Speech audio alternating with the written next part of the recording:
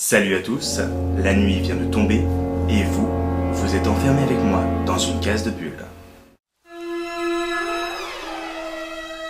Vous l'aurez peut-être compris, cette semaine je vais vous parler de BD d'épouvante, comme les EC Comics qui nous proposaient des recueils de courts récits horrifiques, comme avec les contes de la crypte, les esprits de la peur, ou même la chambre des horreurs.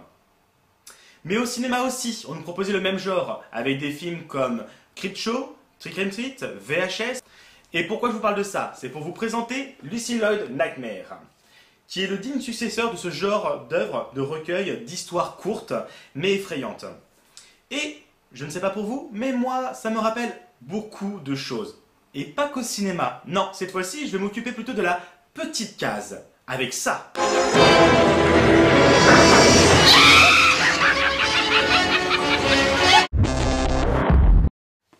D'un côté, vous avez 7 saisons, 3 films, un spin-off et une adaptation en dessin animé. Je vous parle bien sûr des contes de la crypte, où nous retrouvons un gardien de la crypte, une sorte de squelette desséché, qui nous présente des courts-métrages horrifiques, sanglants, avec des acteurs prestigieux comme Tom Hanks, Arnold Schwarzenegger ou Whoopi Goldberg, et saupoudre le tout d'humour noir. Et c'est justement la marque de fabrique de ce genre d'œuvre horrifique qu'on retrouve dans cette BD, avec donc là aussi un personnage mystérieux qui nous présente les différents récits, des récits de genre très hétéroclites, que ce soit le western à sauce zombie, les peurs infantiles, l'ex qui devient un meurtrier fou, ou encore un T-Rex en plastique, membre d'un groupe de rock.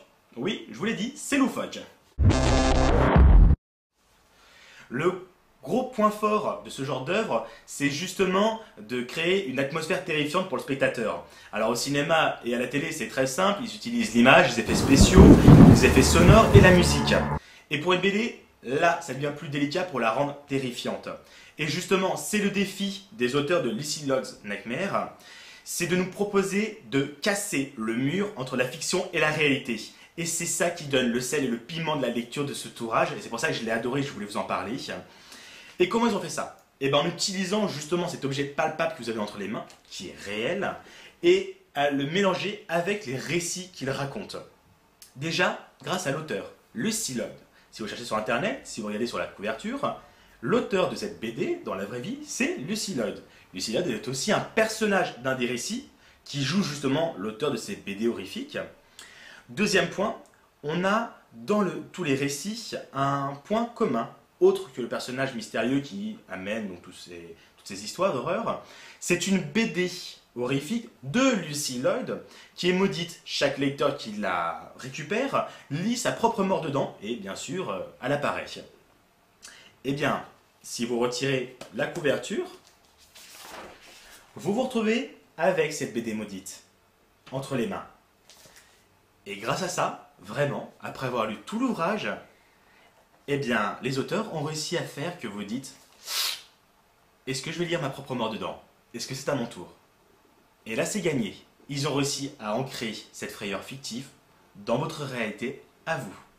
Et ça, ni cinéma, ni série télé ne pourra le faire. Voilà, j'espère que ma critique vous a donné envie de vous procurer le livre, de le lire et de le partager.